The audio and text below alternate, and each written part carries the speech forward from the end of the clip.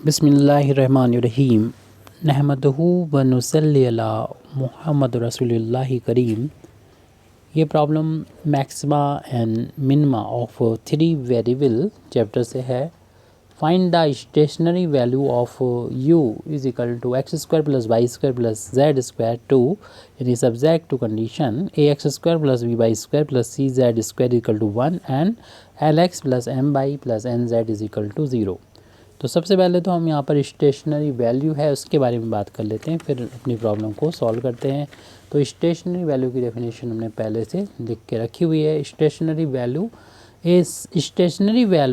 ए value, यानी stationary value एक value होती है। किसकी वैल्यू होती है? ऑफ ए फंक्शन की वैल्यू होती है। That is neither increasing nor decreasing. यहाँ पर वो ना तो इंक्रीज़ हो रहा होता है ना डिक्रीज़ हो रहा होता है एट ए गिवन पॉइंट, उस पॉइंट पर।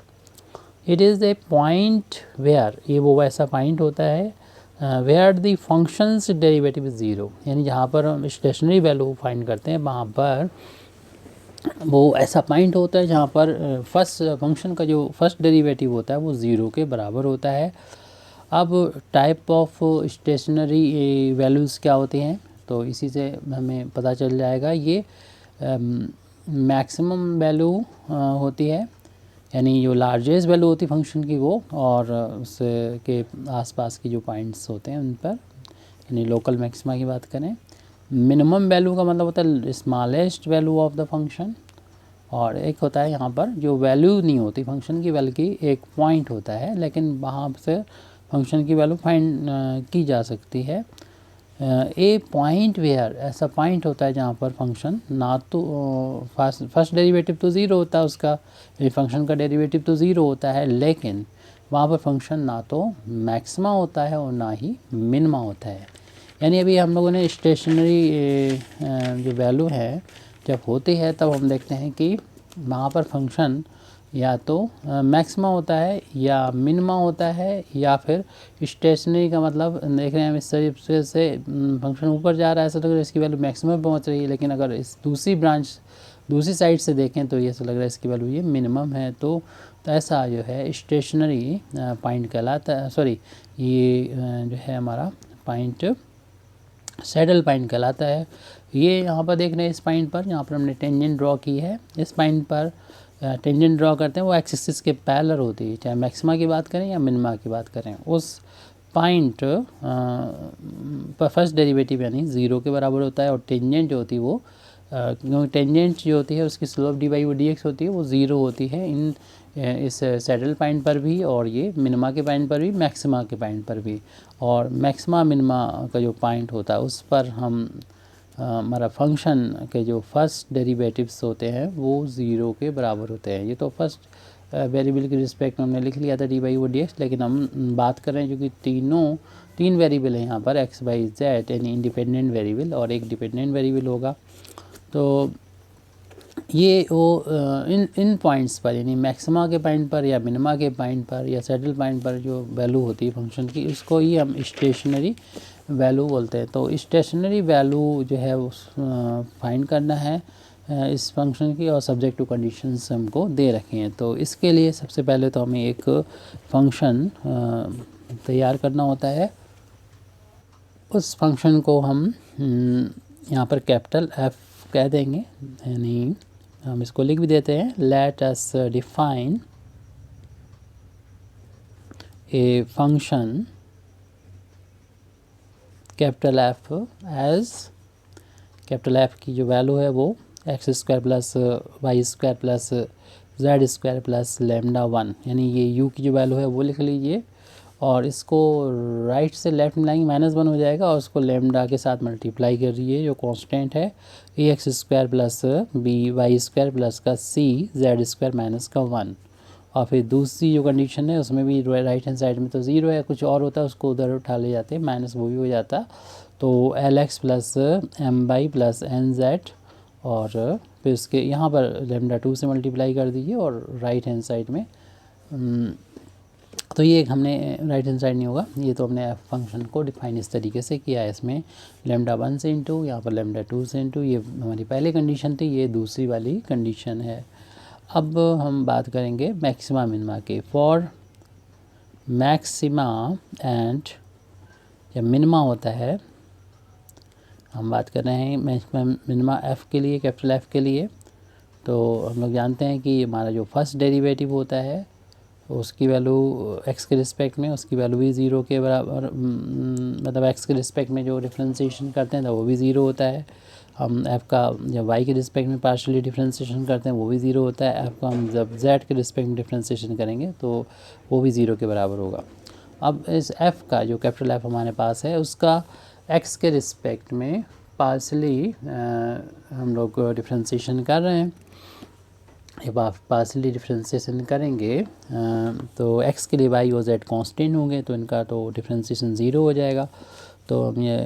इसे डिफ्रेंशिएशन एक्स स्क्वायर का करेंगे तो 2x आ चुका है और इसका ज़ीरो हो गया, तो ज़ीरो लिखना कोई फ़ायदेमंद नहीं रहेगा। प्लस का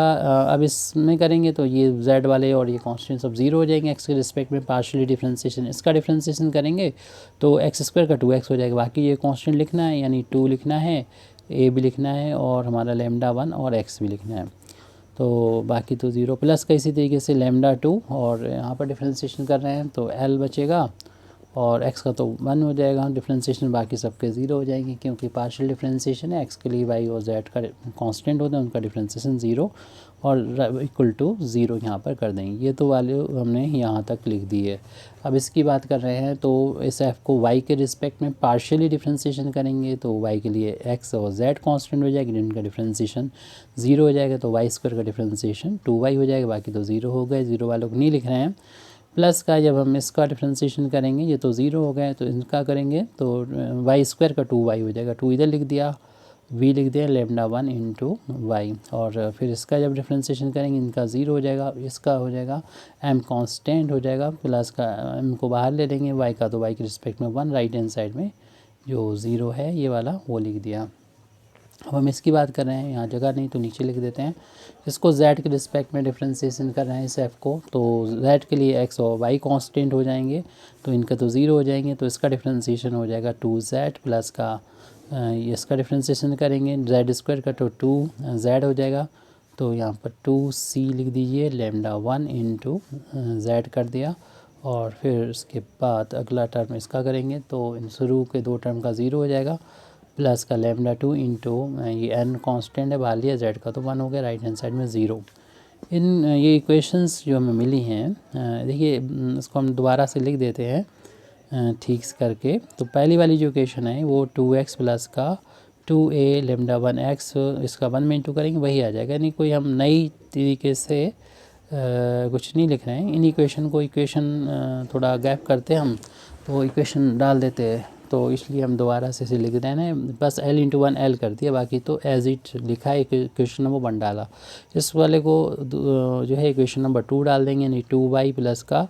2v लैम्डा 1 y और प्लस का लैम्डा 2m। आगे की प्रोसेस को समझने के लिए भी इसको हम कॉलम वाइज जो कि समझना है, तो इसलिए भी ऐसा लिख दिया हमने 2z प्लस का 2c लैम्डा 1 z प्लस का lambda 2 n is equal to 0। इसे इक्वेशन नंबर 3। देखिए हमें पास फंक्शन जो था जिसको मिनिमा मैक्सिमा देखना था वो तो x square plus y square plus z square है, और जो कंडीशन है वो दो हैं, पहली ये वाली है, दूसरी ये है। तो ये दोनों ये सभी चीज़ बन जाएंगी अगर हम पहले वाले इक्वेशन में x से मल्टीप्लाई कर दें, दूसरे वाले में y से मल्टीप्लाई कर दें, तीसरे में z, और फिर सबको ऐड कर लें। तो इसी चीज़ को हम यहाँ पर लिख दे रहे हैं कि multiplying equation 1 y(x) to equation 2 y and equation 3 yz,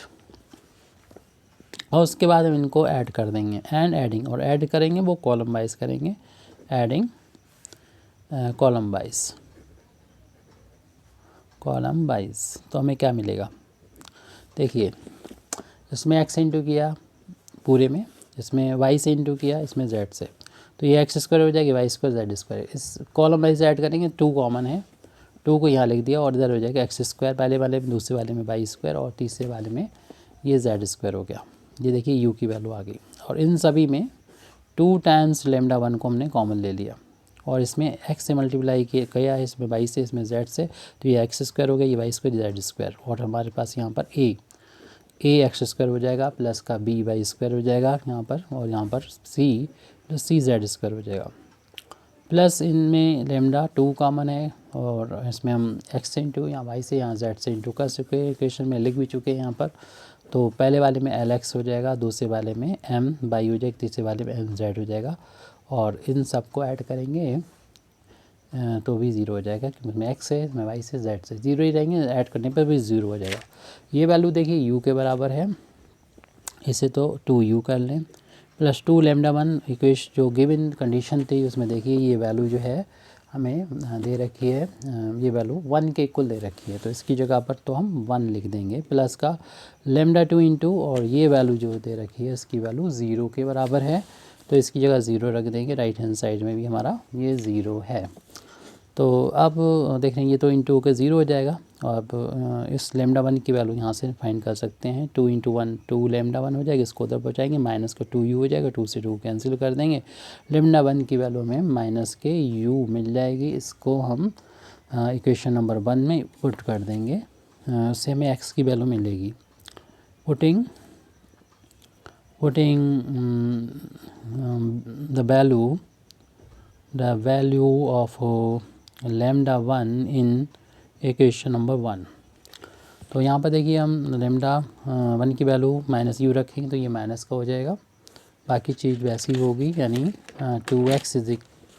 2x और माइनस का 2 पहले से चल रहा था,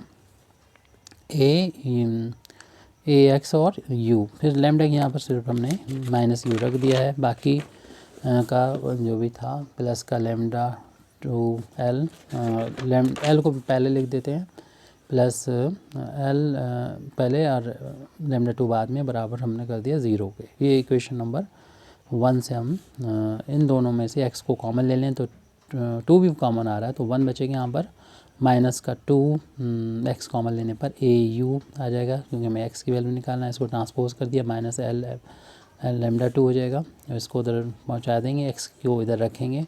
माइनस l लेमडा 2 अपान में आ जाएगा 2 टाइम्स, और ये 1 माइनस का au। यहाँ से हम माइनस साइन को अगर कॉमन ले लें तो देखिए ये हो जाएगा माइनस, जिसको हम बाद में लिख देंगे, ये प्लस हो जाएगा, इसको हम पहले लिख देंगे, माइनस से माइनस ये कैंसिल होके x की वैल्यू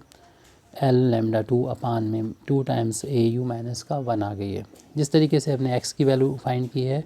वैसे हम y की वैल्यू फाइंड कर सकते हैं, पुटिंग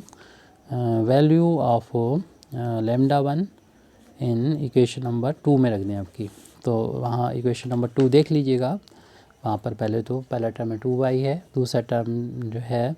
वो 2by लेमडा 1 है, लेमडा 1 की यहाँ माइनस का अगर हम रख रहे हैं u, तो 2by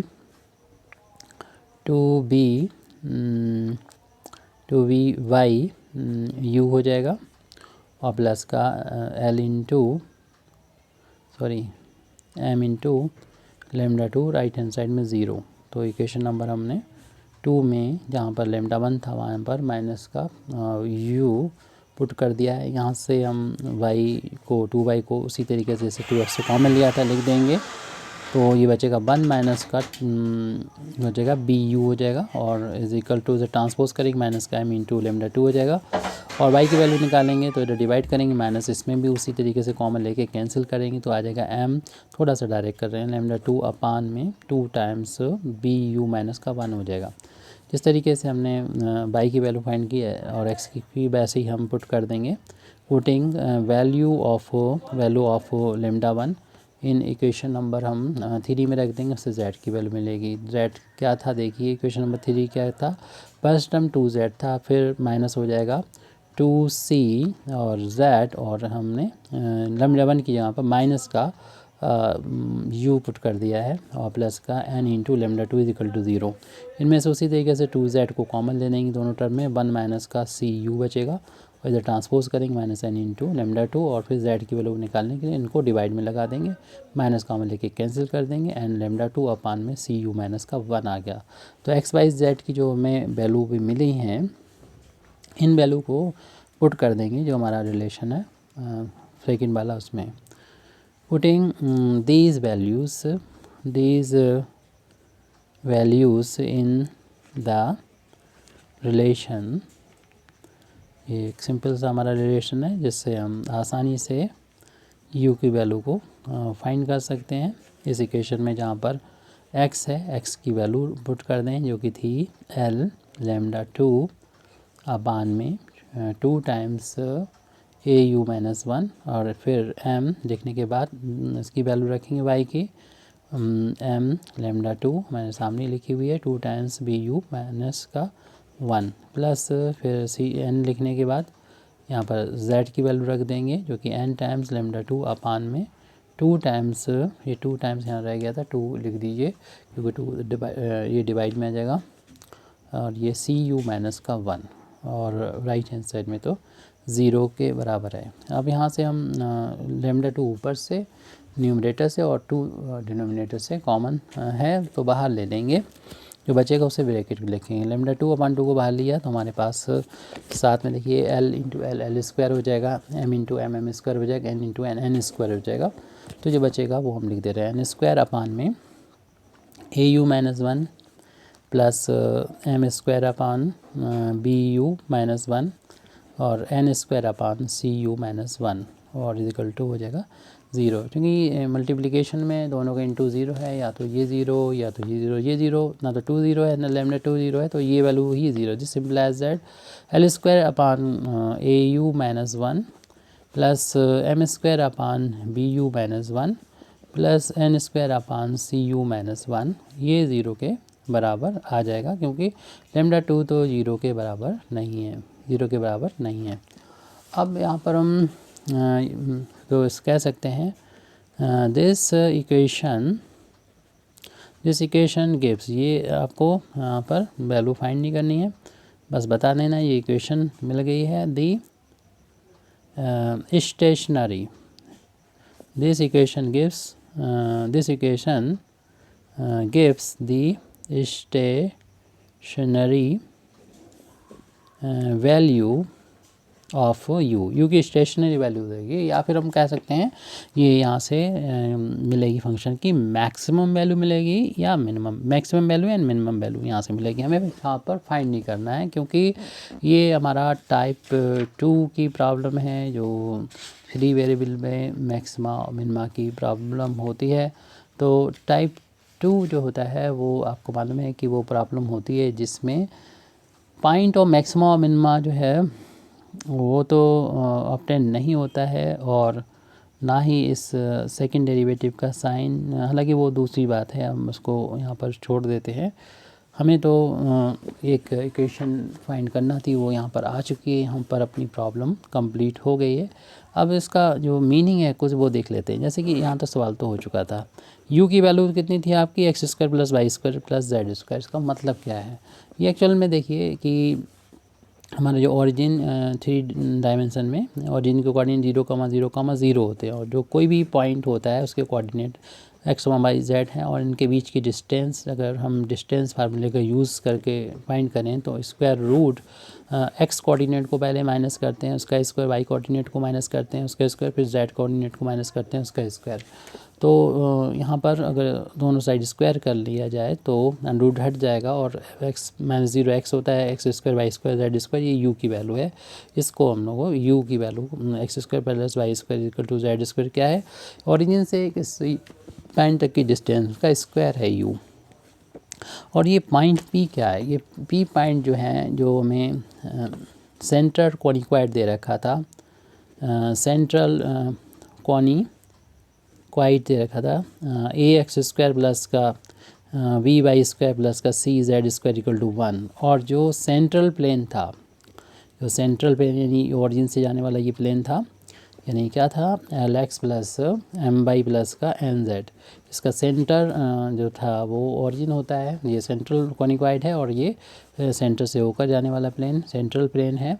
तो इन दोनों का जो इंटरसेक्टिंग पॉइंट है वो P है, और P की इसकी जो ओरिजिन से डिस्टेंस है वो हमारे U है, उसका स्क्वायर U है।